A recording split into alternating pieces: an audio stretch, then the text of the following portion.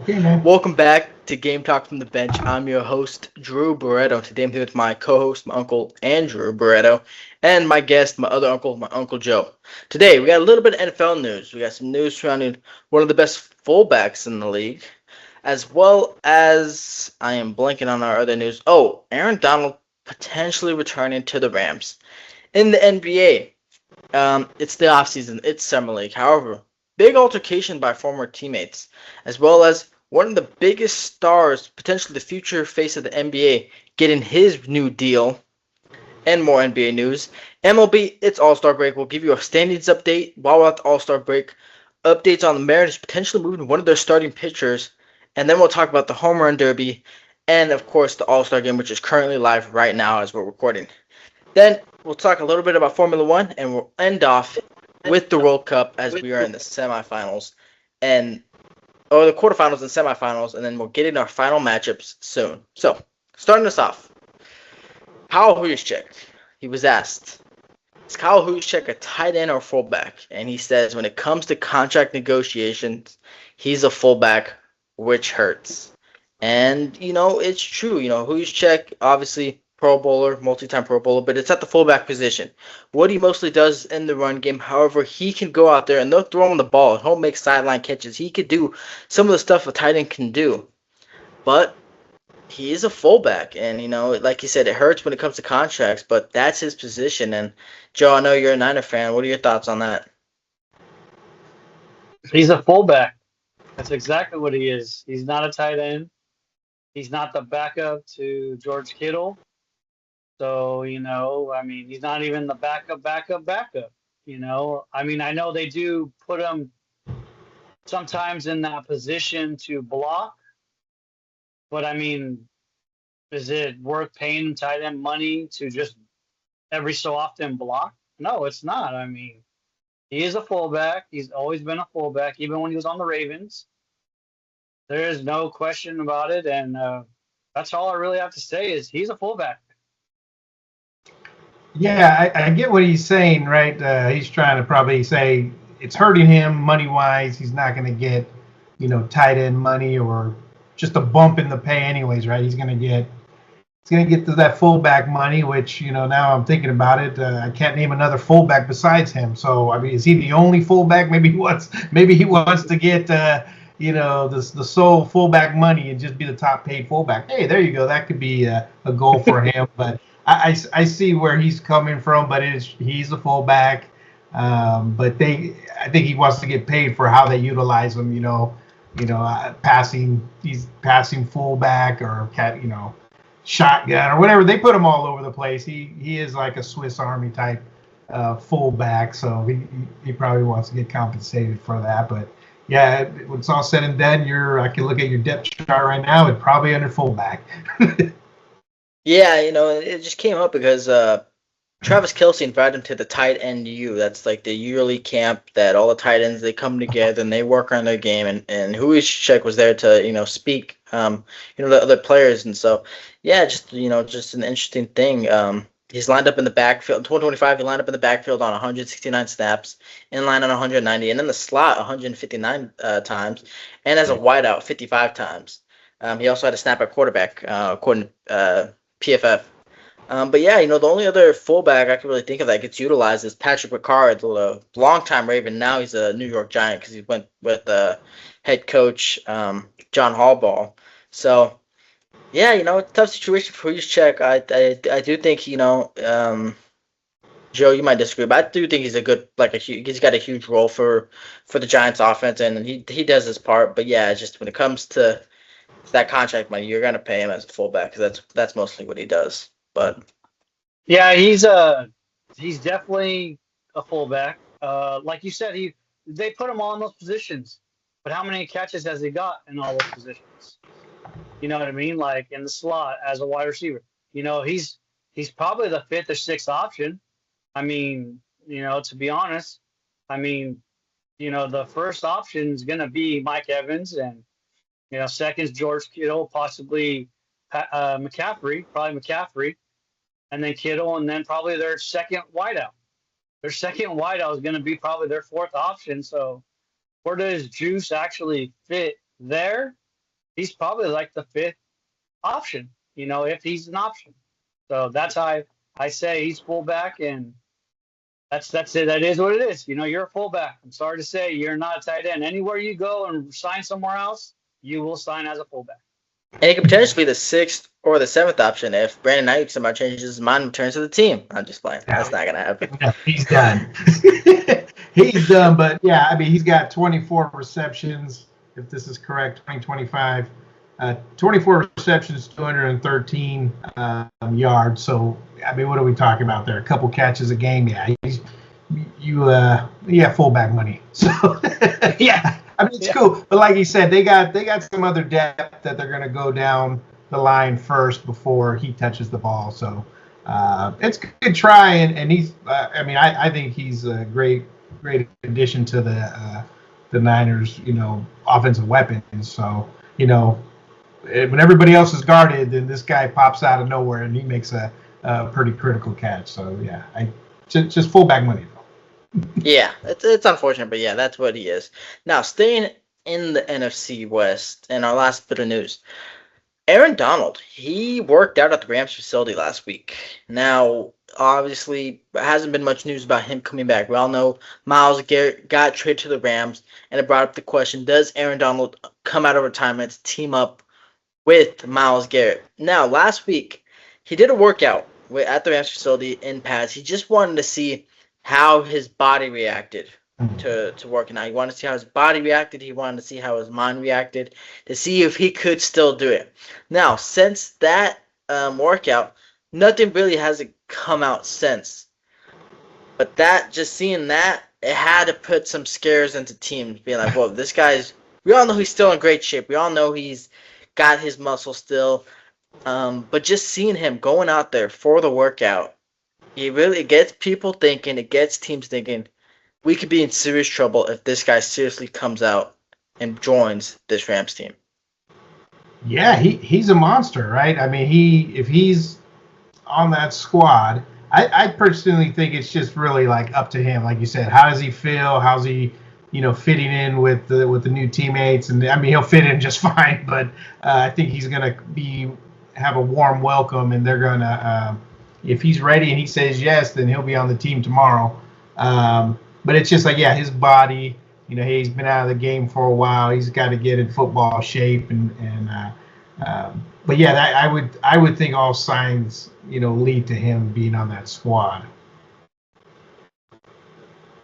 I kind of agree with Andrew with everything he pretty much said, except for the fact is when you miss a year of football, it's always a big year.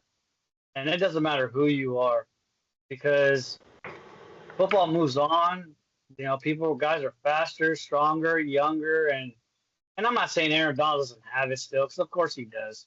But there's another year gone that he did not play, and it's a big deal. That 1 year, it always. I mean, look at Brandon Ayuk, like you were talking about.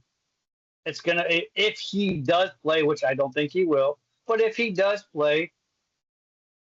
Is he going to come back the same as he was that 1 year that he played good? I mean, I don't think so. And I'm not comparing Aaron Donald to Brandon Ayuk, but what I'm saying is when you miss 1 year, it's a big deal. So, I mean, like Andrew said, it might take, in my opinion, luckily he's on a good team, but it probably takes 6 games for him to get actually back into that football shape.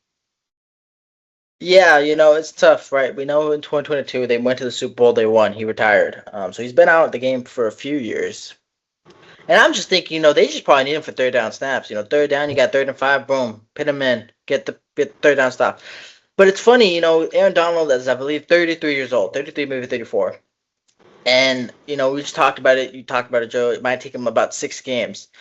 Well, last season I did watch 40-something-year-old Phillip Rivers come off his couch, join that Colts team, and play the best of his ability. Now, granted, he didn't play all that great, but But it was not bad though, right? I mean, it wasn't terrible. He wasn't that bad. I think a few more weeks, and then maybe he could have turned the Colts into something. Yeah.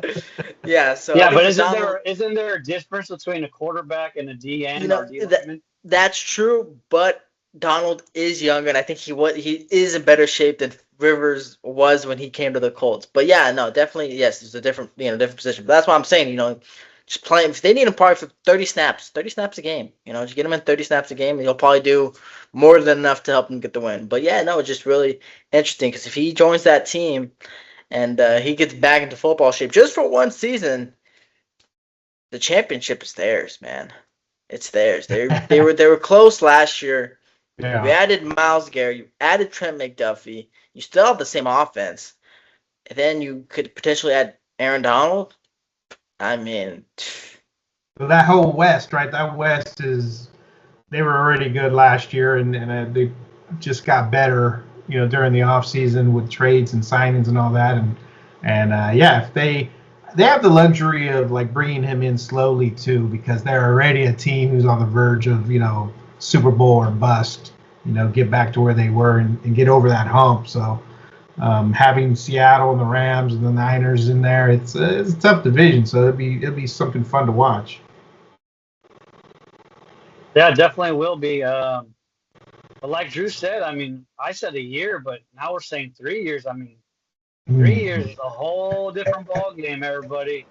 You know what I mean? Like you said, if he plays one, or like you said, third down, I mean, can he make a difference? Game one, on 3rd and 5, 3rd and 6. I mean, or would you rather have a guy who's been playing, more, the past couple of years than him? And I'm not saying Aaron Donald. We're talking about Aaron Donald here. He's a phenomenal player. When he was playing, probably the top 5 player in the league. I'm not saying that. I'm just saying, when you miss so much time, I mean, it's at NFL. It's a game where you cannot miss a season, and when you do, it's a big deal. Yeah, so it'll be interesting to see if he comes out and unretires and joins the Rams. I think the good thing there is he's not coming off any serious injuries or whatnot, so he'll be healthy. But yeah, so it's a really interesting scenario to see where Aaron Donald is at now after doing this workout and potentially joining the Rams. But that is all for our NFL news. Moving on to the NBA. So we talked about the Raptors trade, right? The Raptors traded for Kawhi. However, that trade is on hold as the Clippers await the result of the NBA investigation. Now, I think I brought this up a long time ago because it was I believe there was an investigation with the Clippers and Kawhi where they had some company help pay for his contract or something like that. So the Clippers are under investigation. So that's putting the blockbuster trade on hold. And right here it says alleging the Clippers owner Steve Ballmer illegally circumvented the salary cap in order to pay Leonard through the now bankrupt company Aspiration. And so yeah, it's it's a strange situation. What happens if the Clippers are found guilty? Does that trade go through? Does Kawhi get punished? Do the Clippers get punished? Obviously, the Clippers will get punished. But what happens to Kawhi Leonard? What happens to this trade? Because if you're a Raptors fan, you're thinking, we just got Kawhi Leonard. We gave up Grady Dick, Brandon Ingram, a couple first-round picks, but we got Kawhi Leonard back, right? Last time Kawhi was a Raptor, we won the championship. You drafted Allen Graves 19th overall. He's looked great for you in the summer league. And so now Raptors fans, they're probably not thinking too much of it, but if Kawhi Leonard gets, in trouble now, honestly, I'd say sometimes the NBA can be really soft. He might just get a huge fine. Yeah. But what if potentially he gets suspended? And so, what happens if this trade gets revoked? So it's a really interesting situation to see, right? We never really have a trade put on hold because of an investigation. We usually have it because of, physicals and things like that. But this trade happened back on June 30th. So it's been it's been a couple of weeks since, and this investigation has, I believe, been taking time for probably, I think, a few months now. And so, yeah, it's just a really intriguing situation to see what happens. Yeah, it's strange. Anything Clippers related, right? They always have something in the news negative. By the way, I don't know what to make of this. I mean, I know the Raptors were happy, right? They here we got Kawhi back. Last time we had him, 2019, we won it all. Their fifth seed in the NBA playoffs. Try to build from what they accomplished this last season, and now they run into this, which could be, like that trade could halt and not even happen. So I still feel like they're not going to find anything because they haven't found anything yet. I mean, it has been going on for several months, and I like to think that, hey, this is still going to go through. Kawhi's going to the Raptors, and then the Clippers are going to get their guys. The Clippers are still going to struggle, I think, this year with what they have. Even though, what did they finish? Where were they at? I guess they were still above the Warriors, but I just think getting rid of Kawhi, who was almost 30 points a game, I mean, that's it's going to hurt your team, and then just getting some banking on some draft capital in the future. So I think it'll go through, but yeah, it's just a lot of red tape that's going around that needs to be cleared up. I don't think it's going to go through. I think that Clippers are going to get fined. I did hear Ballmer put in $60 million into this company so that, like you said, Kawhi can get paid, because from what I was hearing, that if it goes through, that's the reason why Toronto hasn't accepted. If it goes through, that Kawhi can get suspended, like you're saying, and then if he, there's a possibility where they might have to pay him from what the salary is, and I don't think they want to do that. And I mean, I think for Toronto, it's a better deal for them. They gave up too much for Kawhi. I mean, he's older. I mean, we're talking about you're talking about 2019. That was 7 years ago. Like, the Kawhi is not the same Kawhi like he was 7 years ago. Yeah, he's still putting up points. I'm not denying that. But I mean, for Toronto, I think it would be a big mistake to get Kawhi right now. And I think, to be honest with you, if they really wanted to, I'm sure they could accept the trade.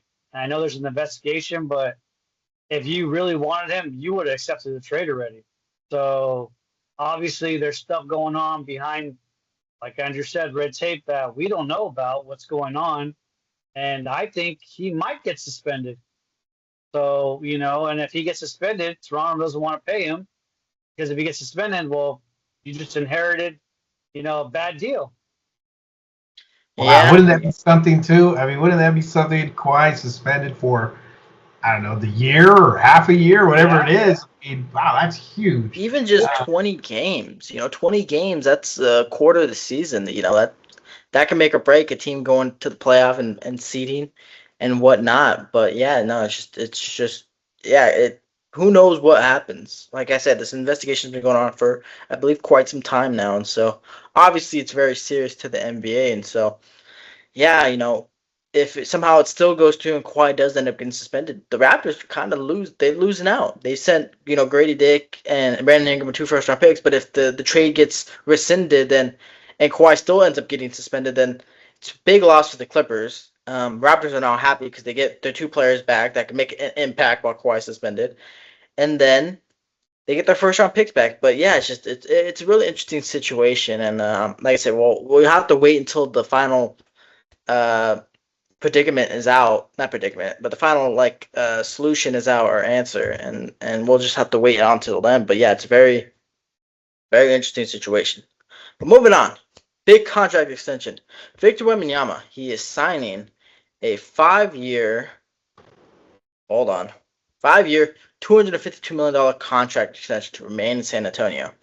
However, in theory, he could have made up to around $303 million, but he signed at $252. Now, most people probably think, oh, wow, he took a really big discount. Good thing, articles explain everything. Realistically, he saved the team about $10 million or so annually. $10 million is $10 million. He kind of did a little bit of what Jalen Brunson did when he took a little bit of a sacrifice in his contract, saving money for the team so that they could hopefully potentially build the championship roster and win it. We all know the Spurs were just in the finals against the Knicks. Knicks did come out on top. But the Spurs this year, obviously they had their draft picks. But they did sign Tobias Harris. Now I know Tobias Harris, maybe you think 7 years ago was a big name for the Phillies. Since then, not really. But it's the veteran leadership he brings. I did think he was playing pretty solid for the Pistons this year. He was on the Pistons, who were the first seed. And so now he goes from the Pistons, who were the first seed, to the Spurs, who were the second seed. I really think he could help out this this Spurs team. Like I said, they needed physicality. They needed someone who could get a tough bucket. I think Tobias Harris, now granted, like I said, he's not in his quote-unquote prime, but I do think he could help him out. And for Victor, he wants to win, and so you could see why he didn't take the $300 million. He wants to win. He wants to give his team. Obviously, he wants to get paid, right? Like I said, he's the potential face of the NBA. So he wants to get his paid, but he also wants to win. So I think what he did is great. Granted, like I said, he might not be saving the team a whole lot of money, but it's still better than nothing. And I think more players should do that, because I think players should be fighting for championships and not for money. Yeah, and Wemby, I think we talked about this before. I mean, he just wants to win. You saw after the Olympics, he goes and starts crying. I know he cries a lot, but that just shows how how passionate he is about this game. And I'm sure they told him, hey, if you leave a little wiggle room there with your contract negotiation, then we're gonna be able to go after some bigger names, maybe some veteran names that could help us get over that hump. Because I mean, he himself is as far as what he could get paid. I mean, he would be worth it in the NBA world, right? Is every time you see, $300 million or whatever it may be, that's insane money. But Wembanyama, we've seen a few years of what he's able to do, taking the young Spurs already to the finals. I mean, he's that guy. You know what I mean? I mean, there's a few games that could have went in Spurs' favor in the finals this year, and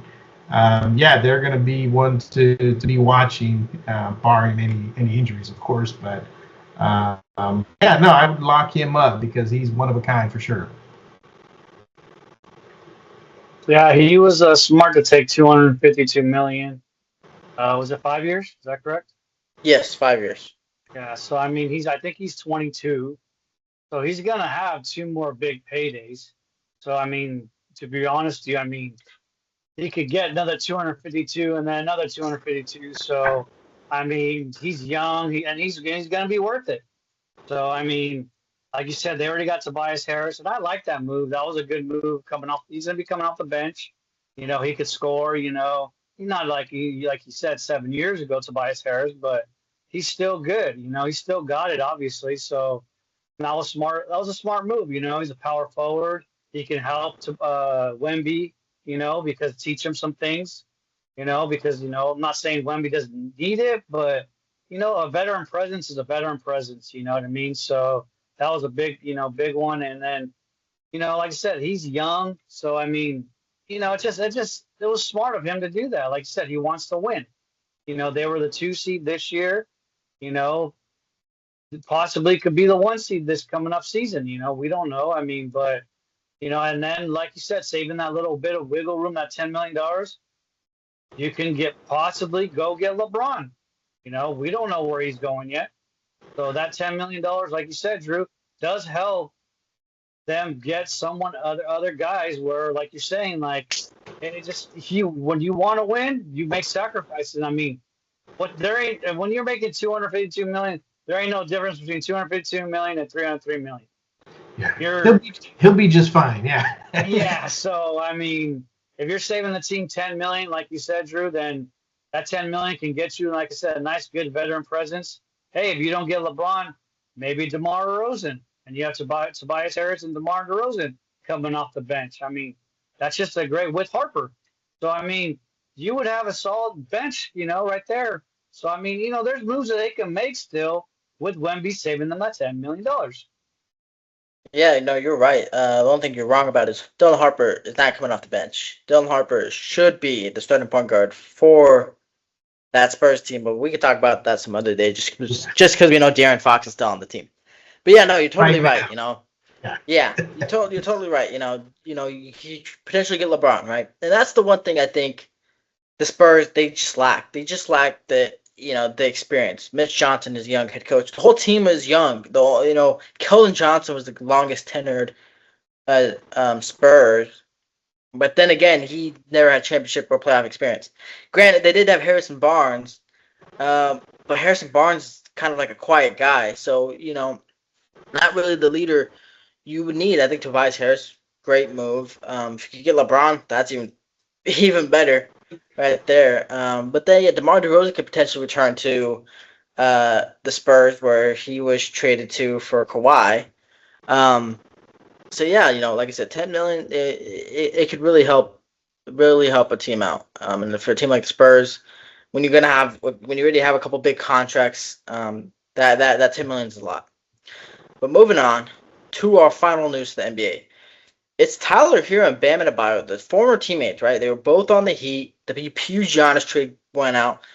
Tyler Hero gets moved to Milwaukee. Well, they were both in Vegas for two different reasons. Tyler Hero was in Vegas with his AAU team. Bam Adebayo was in Vegas for the Summer League. However, though, Tyler Hero made some comments about his former teammate, and Bam didn't take it lightly. He confronted Hero about the alleged comments, and then obviously Hero responded verbally, and then Bam struck Hero. Sources said Adebayo struck Hero near his chin, although the descriptions of the nature of the physical contact is in some dispute. Hero did not get knocked to the ground, according to sources who added that he was restrained by others in the gym from responding physically. Now, the Heat, they didn't want to comment on it. They do know what happened, but there's been no word on the investigation from the NBA. Shams did add that Hero is not pursuing any legal action.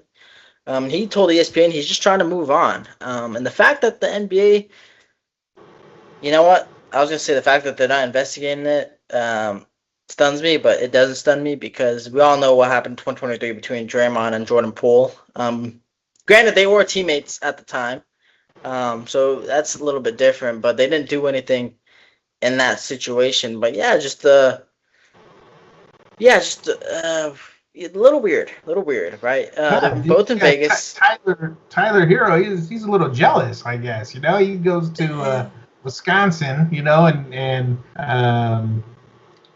Bam got his partner in Giannis, and now they're talking championships potentially, and trying to move up the ladder there, and Tyler's going to rebuild with Milwaukee. So, so I think it's a little jealousy. I think it was something too. He was talking about. Tyler Hero was arguing with somebody, right, on one of those platforms. I don't know, Instagram, and he made comments about Bam Adebayo making $60 million or whatever it is, and a year and not playing defense, or long story short, yeah, this reminds us of Draymond Green and Jordan Poole episode, but in the end, it's a good thing Tyler Hero said, "Hey, I'm not pressing charges. Let's just move on because this is foolish."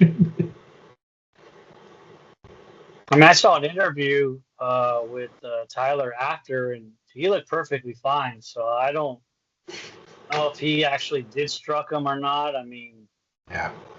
I don't know. I haven't seen any videos. Like you said, everything's just off hearsay, and whoever possibly was there, maybe they saw it, but that's like you said, just all they could say is what they say. But I guess he's jealous of Bam. They're really not building anything in Miami. If anything, they're rebuilding, in my opinion, because yeah, you got Giannis and Bam, but what else do you really got? There's nothing in Miami. Exactly. They lost Norman Powell, who would have been a huge contributor to that team. Andrew Wiggins is just getting older. The whole team itself is just getting older. Yeah, there's just, obviously, Giannis to Miami, big news. But when you really look at the Heat, it's nothing truly exciting. Especially when they traded Tyler Hero, Jaime Jaquez, their rookie center from last year, Khalil Ware, who was, I think, showing some bright flashes, and then obviously the pick swaps and the picks and whatnot. So yeah, I guess they will be playing in fashion, right? They'll be playing in Miami. I guess probably that's one thing Tyler Hero is upset about, is that he's not in Miami no more, and he's got to move from the great city of Miami. Yeah, party city of Miami to parties, the fancy cars, and now he's going to Milwaukee. Where I did see the interview that they had with him, and yeah, his chin looked like it was still in place. So I would figure a punch from a big dude like Bam, would rearrange his face, and it would be. Mhm. But but NBA players, they do miss all the time, so maybe that's what happened. He swung at him, but he didn't connect. Yeah, well, it could have been if it was Draymond swinging. Draymond would have made sure he made contact. Well, Good Draymond contact. got it. Yeah. Draymond connected. Yeah. Not many players in the NBA know how to fight, and Draymond's one of them, though. Draymond is one of them. But yeah, so there's that. I believe I can't remember if Shams reported or just ESPN themselves reported, but I'm pretty sure there actually is video footage. They have not released it though, so that'll be interesting if it does come out and we get to see it. But until then, we just wait, and I think everyone just moves on. But something we just got to throw out there. But that is all for the NBA. Moving on to the MLB. It is All-Star break, and so we have our standings updates. I guess quote unquote halfway through the season.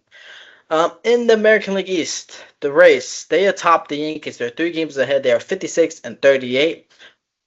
3 All-Stars this year. Great for them.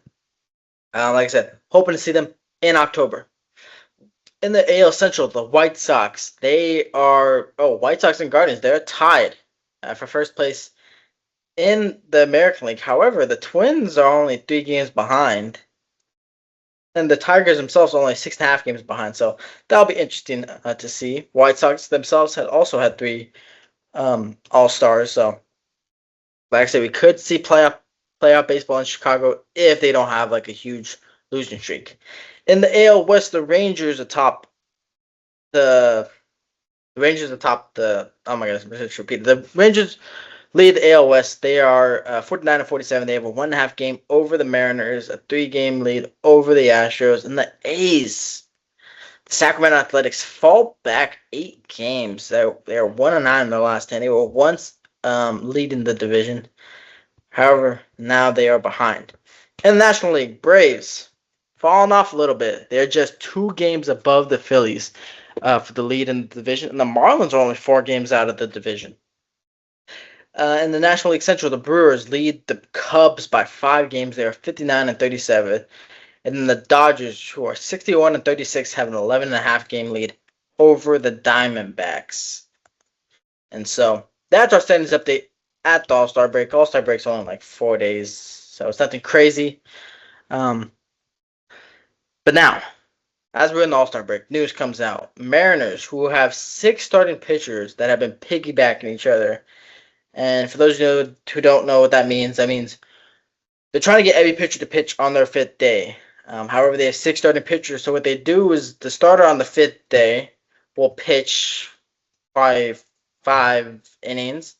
And then another starter, instead of having him pitch on his 6th day, will pitch in that same game and piggyback off of him just so they can save the bullpen and have their talented starting pitchers pitch. However, they could be ready to move one of their starting pitchers. Now, granted, they are 2nd in the division, and they're looking to move one of them. One of them could be the 33-year-old Luis Castillo. He's got a 4.93 ERA, and 15 starts and 3 relief appearances this season. So he's potentially one of them. I've also heard, they got guys like George Kirby. He could be moved. I don't think they're not moving Brian Rue. They're not moving, I don't believe, Bryce Miller or Emerson Hancock or Logan Gilbert. But Castillo is probably the most likely for the Mariners to be moved. Or, like I said, oh my goodness, George Kirby could be moved for the Mariners. And so that it gives them, for one, prospects back, players back in return. And so that they don't have to do this piggybacking and just have their starters go, their 6 innings on their normal pitching day. So that was that. But, Joe, did you watch the Home Run Derby last night? No, I did not actually. I missed it. Oof. It was a good one. It was a good one. It had the new format.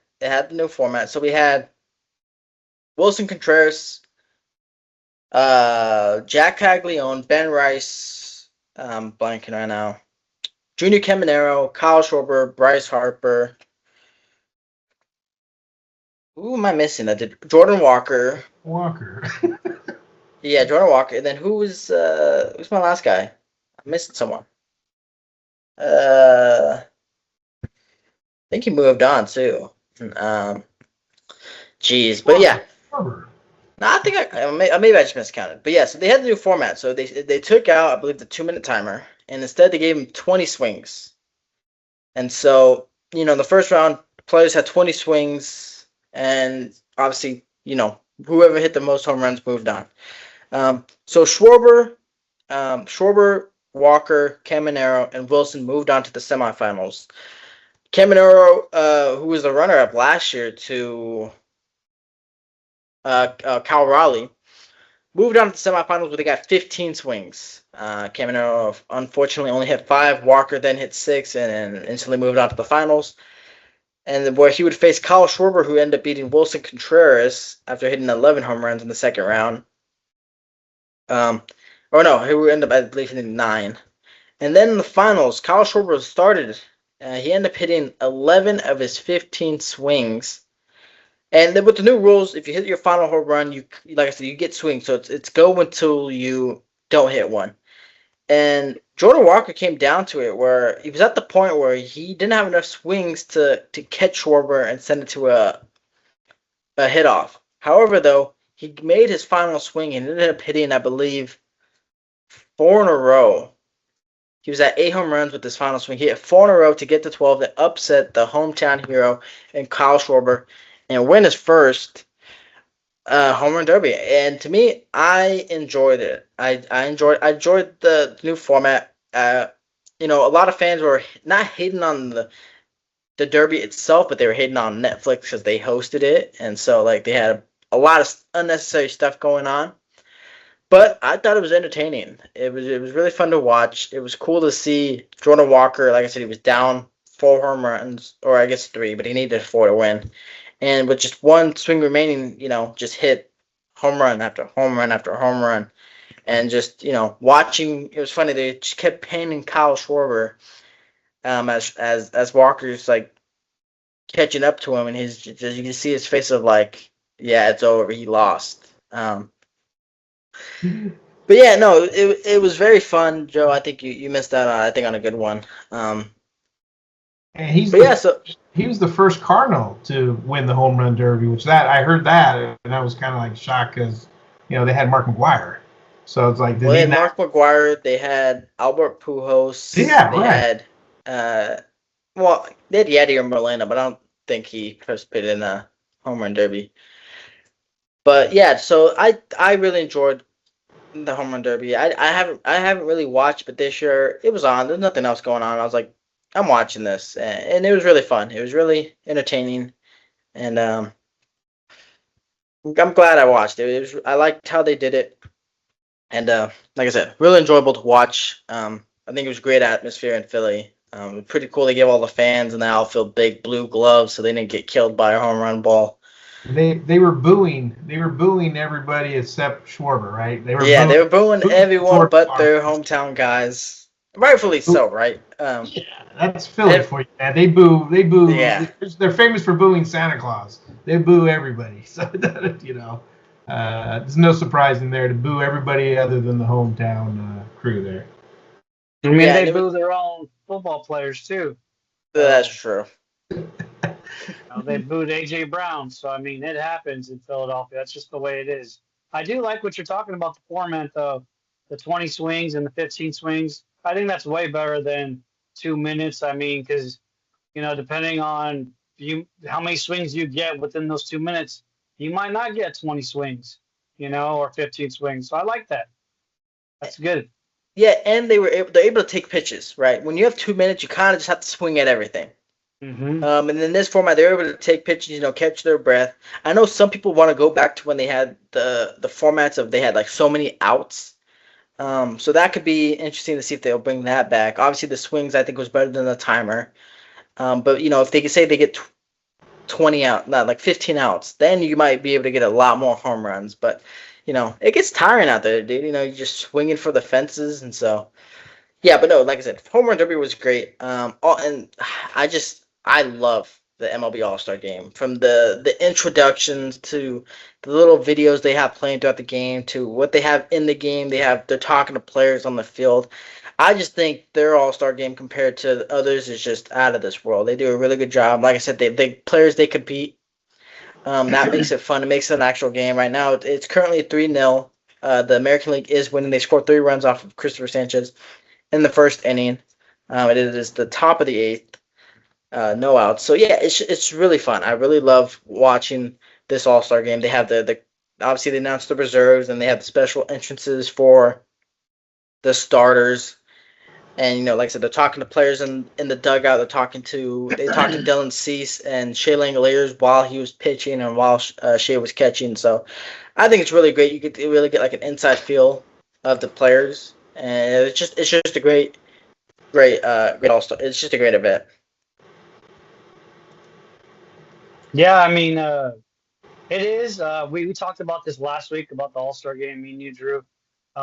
We talked about how it's probably the best All-Star game, and got me thinking. Me and my buddy were talking about it a couple days later, and he was right, and 100% right. I mean, I know you said it's a lot better, which is great. I'm glad for the baseball world that it's gone better. But he's right. Hockey's probably got the best game right now because they still play their hardest in the All-Star game.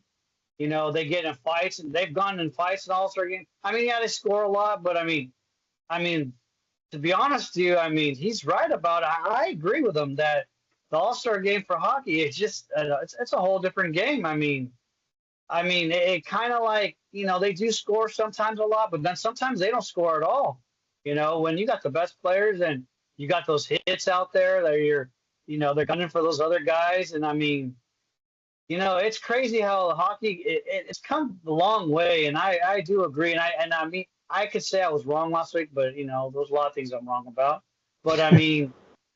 I do agree with them that hockey probably has the best All-Star game right now. I didn't get to watch tonight, so I don't know.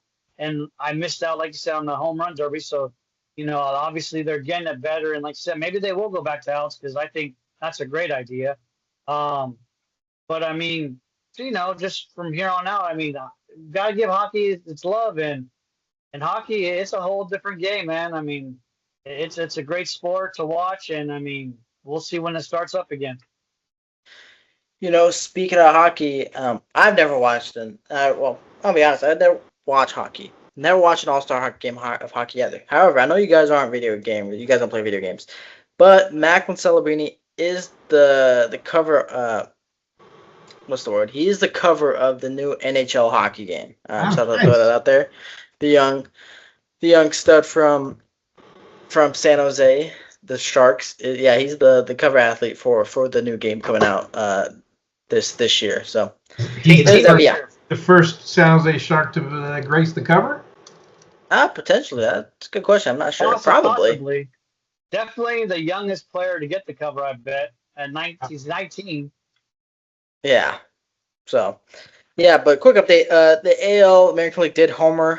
They're up 4-0 on the top of the 8th. I'll give you an update on that as we finish. But that is all for baseball. Moving on real quick to Formula One. It is race week. We are in Belgium for the Spa Grand Prix. Should be an interesting one.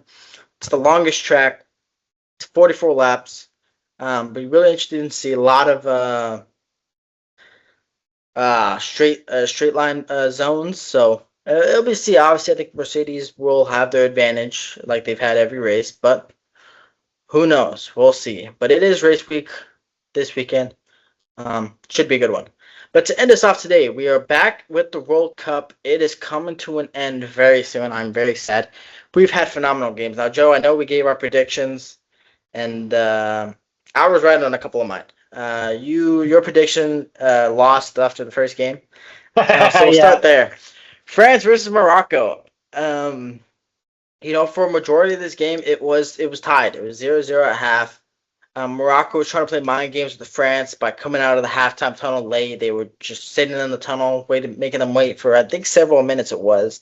France didn't take it lightly. France, in the second half, Mbappe scored a beautiful goal. Beautiful goal. Had a defender right in front of him, got it around him. Goalie just didn't really stand a chance. Beautiful goal. I believe Dembele also had a goal. He went on a run, got himself a goal. They ended up beating Morocco 2-0 to move on to the semifinals. So yeah, Joe, your predictions ended right then and there. Um, Mine didn't. I did pick France. And then what were your thoughts about that game, Joe? Obviously, I'm assuming you were watching.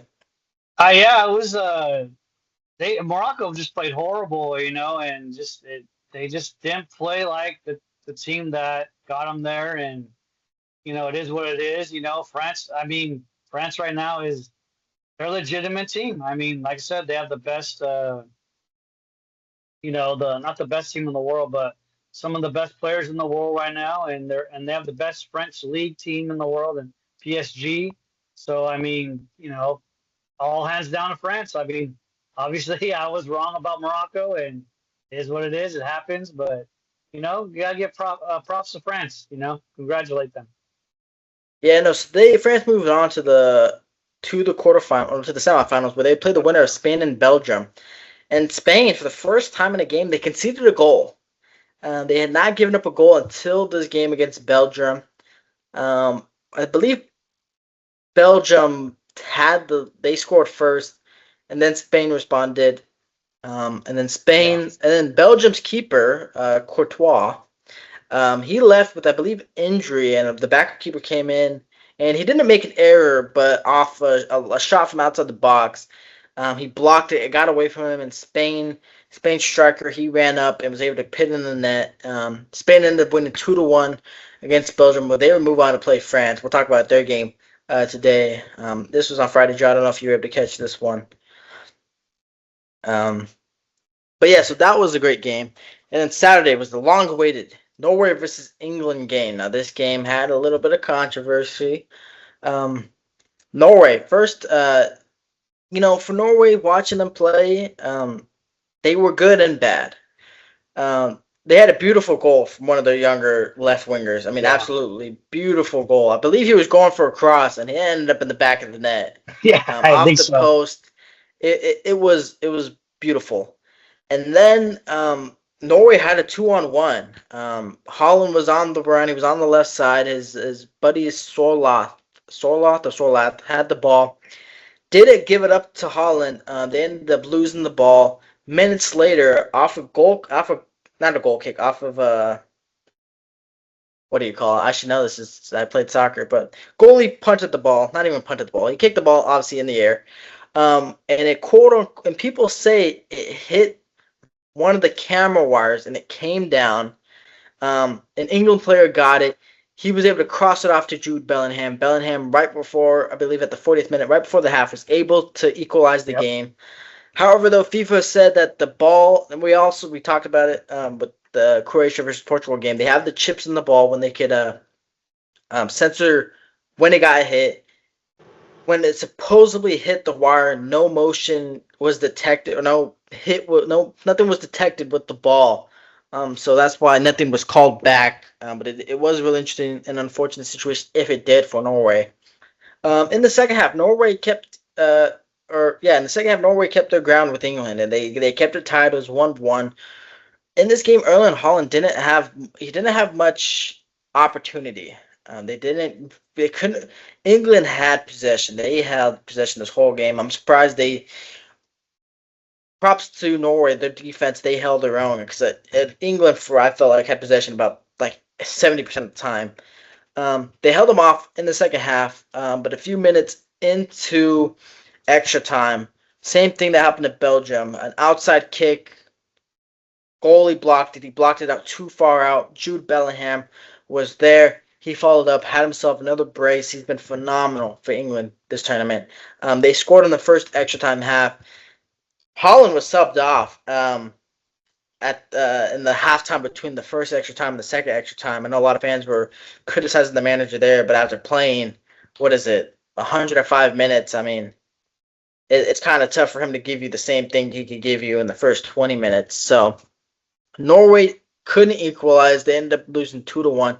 England would move on to the semifinals where they would play Argentina. And hold on, before I move on, Joe, your thoughts on that England game? It was a great game. Norway just didn't play the game they did, and to be honest with you, I have to give a lot of credit to England. Like you said, I mean, you're giving credit to Norway's defense, but you know, I've learned watching European soccer, um, and to find out is that possession is the big key to everything. So if you have possession of the ball, that means that the other team can't do anything about it. So England, with their Premier League, out there, Manchester City and Manchester United and a couple other teams, they just have phenomenal passing that's just, amazing, and got to give credit when credit's due. And England just upheld them, and we'll see what happens tomorrow with England and, Argentina, which I know you're going to get to the next game. And I'll be rooting for England now. England and Spain. So Argentina played Switzerland. Argentina, I believe this game was actually no. Argentina scored first. I believe in the 20-something minute. They led 1-0. Switzerland then equalized, Yeah. and unfortunately, their player, dumb mistake. He was on a yellow card. He ended up flopping. At first, I thought he was fouled. He Yes. ended up terrible flop. I don't know why you would think to flop in this game. Ended up getting the second yellow, and he was sent off. Switzerland was down to 10 men, probably with 20 minutes left in the game, at least. They ended up keeping it tied 1-1. Goes to extra time, and Argentina just put it on them. They ended up scoring two more goals. Julian Alvarez, his first goal of the tournament was a beautiful one. Top right bins. They ended up getting up a follow-up goal. They ended up winning 3-1. And it's unfortunate for Switzerland because I believe they had 11 men. They could have sent it to penalties, and there they had a 50-50 to win it. But they were down to 10, and, losing one man, although he was a striker, it's a lot. You lose a man, and it's just, it really affects the team. So they ended up losing 3-1. And before we get to England versus Argentina, today we had France versus Spain. And, Spain, man, I knew they were a good team, but I didn't know they were this good. In the first half, Lamine Yamal draws penalty. I know I was texting with my buddies. Did seem like a little bit of a weak penalty. However, I think the right call was made. He followed up on a ball. He made contact first with like his shoulder, and then he got kicked in the leg in the box, and he ended up falling over. And Spain got a penalty in the first half. It ended up beautiful penalty. Ended up scoring, and then in the second half, beautiful 1-2 pass by their forwards, and a beautiful goal by Spain. Lamine Yamal almost had a third goal. He was barely offsides, but Spain ended up winning 2-0. Their defense, they held Mbappe in check. Although Mbappe almost did score, they held Dembele, they held Olise, and it was a really disappointing game for France because I believe they played their worst game of the tournament, and it could be because they weren't down at all in this tournament. So for them to go down in like the 20th minute, I think it struck them. It struck them, and they didn't really know how to deal with it. And like I said, props to Spain. They have been playing phenomenal. This is their sixth shutout of the tournament. For them not to give a goal to France, it's really dangerous to whoever they face in the finals. But yeah, no, Spain, they played phenomenal, and I think they're the favorites to win whoever they play against. I think in the finals. Yeah, they are. They are the favorites to win. Yeah, Spain just played phenomenal. They came in saying that they were not going to be afraid of France, who was the best team in the world, and they said we're coming. I don't care about Mbappe or all your other guys, your PSG players. We're coming to play, and you're going to see how Spain plays. And hey, they showed up. I am not saying France didn't show up, but like you said, France hasn't been down this whole time, and when you're down and you don't know what to do after that, it showed in the game because France has been playing unbelievable soccer. I mean, I agreed. I thought they were, when I seen France and Spain playing, I thought France was just gonna probably beat them 3-1 to annihilate Spain. Look, I was completely wrong. I mean, I didn't pick them, but I'm just saying that's what I thought was going to happen, and Yeah, it didn't happen. I didn't pick Spain to win either. I picked France. I had a France versus England final. but I guess he'll be in England versus Spain final. But yeah, obviously this is gonna be an obvious thing, but Spain hasn't lost a game all tournament in their group stages. They won all of them except one. They tied to Cape Verde. Shout out Cape Verde. Although I know they're eliminated, but hey, it just shows you something right there. They battled with Argentina. They drawed with Spain, and so yeah, no, Spain's in the finals for the first time since I believe 2010. 2010 was the last time they were in the finals. I don't believe they won. I could be very wrong. They lost.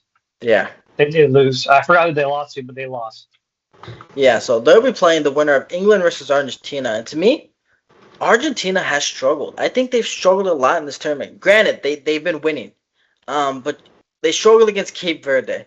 They struggled against Switzerland, who is I think the 16th ranked team. They haven't played anyone inside the top 10. This will be the first time. Iraq, they struggled? Was it Iraq? No, who's the other team they played? Egypt. The one right before Egypt, they struggled. They were down 2-0. They got quote unquote saved by the ref by some people. Yep. Yeah, so like I said, they've struggled. This is their first time Messi's playing England in a World Cup, I believe, ever. He hasn't played at some of the top teams besides I think Germany and France. But we'll be playing. I think this will be a true testament to them. But I'm gonna keep my gut. I got England. I think Jude Bellingham, Harry Kane, those two up top. They're too good of an offense. I think England's been playing a phenomenal game. Their goalkeeper Jordan Pickford, he's been phenomenal. I have England beating Argentina. I don't think the champs go back to back, and I think England's playing Spain, which is a little dangerous after seeing what I saw from Spain today. But I'm still keeping England winning it all. Yeah, I want to root for Argentina, but because they're a South American team, but I won't. I'll definitely be rooting for England. I think England and Spain will definitely be a better game.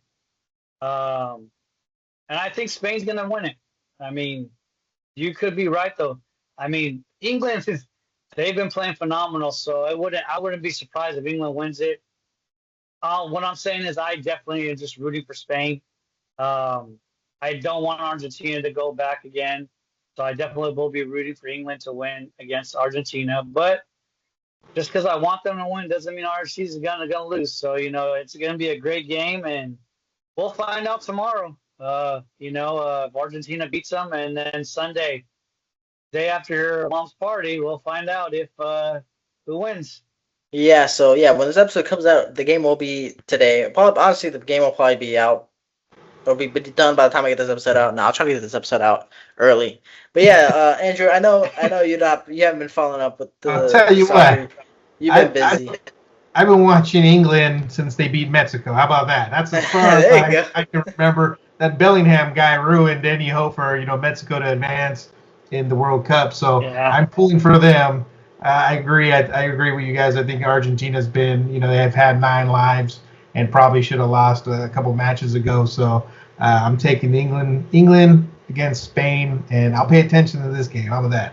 I like that. That. They've had their 9 lives. That's good. Yeah. No, they definitely have. They've been on the ropes multiple times. But there it is. We're getting closer and closer to the end. It's going to be sad when it's over. It's been phenomenal. This World Cup has been great. Sucks. You got to wait 4 years, but I got while you guys were talking soccer, I looked up San Jose Sharks on the cover of EA Sports. Owen Nolan, 2000. He was on the cover too. I drew. That's year 2000. Are you even alive yet? I wasn't. That was 7 years before my time. Owen Nolan, I remember that guy. I believe he was the first pick of the draft. And he was also our best player, beating our power forward, and he was our enforcer. You see that? He's probably up in the rafters somewhere. Yeah, I mean, I do remember that. That's saying a lot too. Like, it's hockey. I don't really follow, but I do remember him. Yeah.